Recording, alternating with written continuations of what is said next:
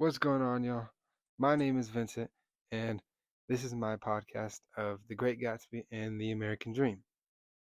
The Great Gatsby is a book written by F. Scott Fitzgerald that explores themes of wealth, love, and the American dream.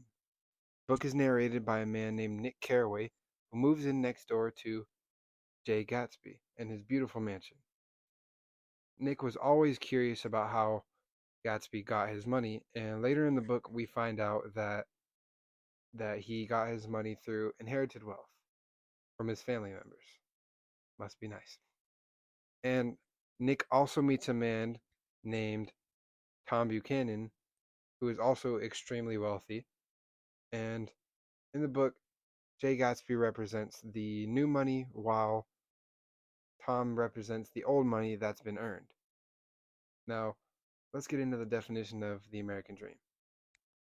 According to an article I read from the Xavier Journal of Undergraduate Research titled The Reality of the American Dream by Madeline High, the American dream is best represented as a dream of land in which life should be better and richer and fuller for every man with the opportunity for each according to his ability or achievement.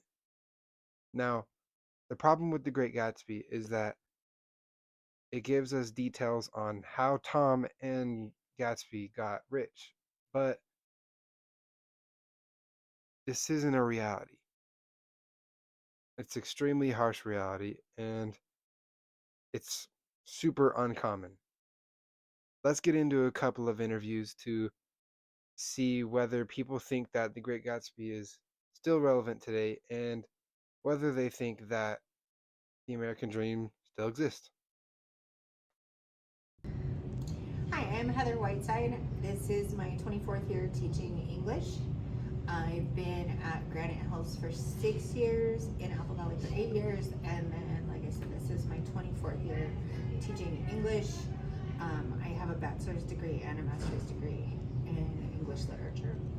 Okay, my first question for you is, do you believe that the American dream still exists? I I believe that there is a dream that people have, but I don't believe that the American dream is attainable anymore. I think that there was a time when people could achieve the American dream.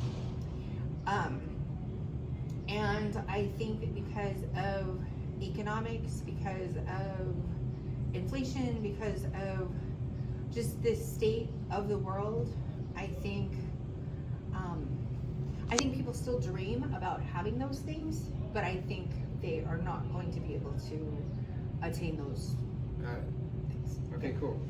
And then my next question for you is, do you believe that The Great Gatsby is still relevant today?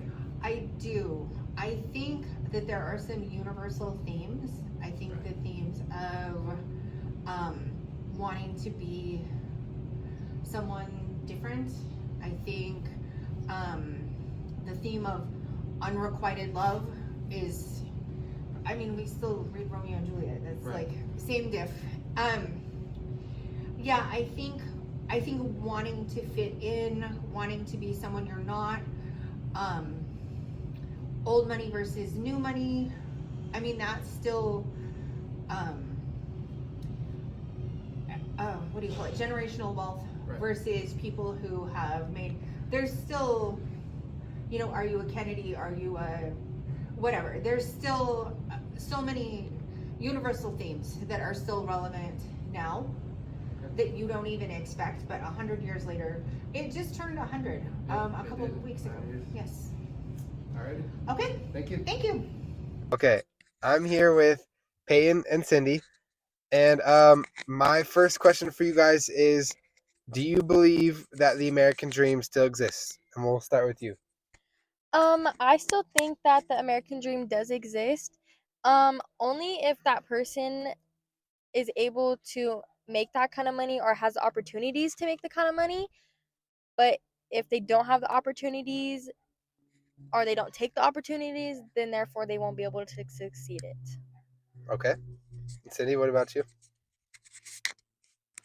Um, I don't think it ever really existed because I think it's just the way that somebody wants to succeed. Like succession can be viewed in a lot of different ways. Like some people think succession is just having a bunch of money, having a nice house. Others think it's having a family, a happy, healthy family. I think it really just depends. Okay. And then my next question is, do you guys believe that The Great Gatsby is still relevant in today's time? Um, yes, I still think it is because there is still a difference between the rich and the poor. There is more wealthier people now still, and there is more unwealthier people now. So, and I do still think that richer people take advantage of it more than they should. And the same in The Great Gatsby, that's what they did. So, Okay. I think it is so relevant because there's a lot of people who could relate to a lot of the characters. Some people can relate to um Gatsby's like inferiority complex. People can relate to Gatsby's insecurities so bad to the fact that they want to change themselves in order to satisfy or gain the respect of others. And I think people can relate to Daisy for wanting like a love that they couldn't really pursue. And yeah, I just think there's a lot of stuff in the book that people can relate to. There's a lot of social roles and like happening in the book that still happen, and especially hinting to Tom's like little racial remarks, like things like that still happen. And yeah. All right, cool. Thank you. All right, y'all. I'm back. I know you missed me.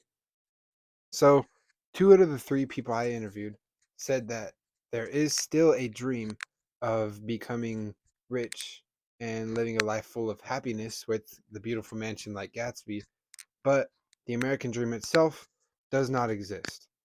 And honestly, this makes a lot of sense. So, let me tell you why. So, economically, our country isn't as stable as it was.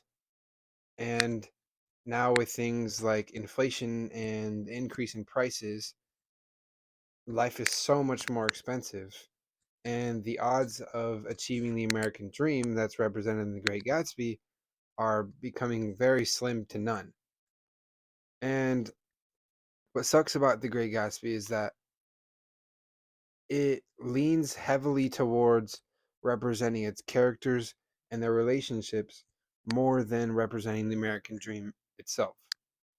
Now, in an article I read called Reflections and Affinities, Aspects of the American Past, the American Dream, and the Great Gatsby, written by G. F. Hartford, it mentions, so heavily has critical discussion centered on the characters of Gatsby, Daisy, and Nick Carraway that some of the book's reflections of the American past and the American dream have been remarked and then taken for granted rather than demonstrated.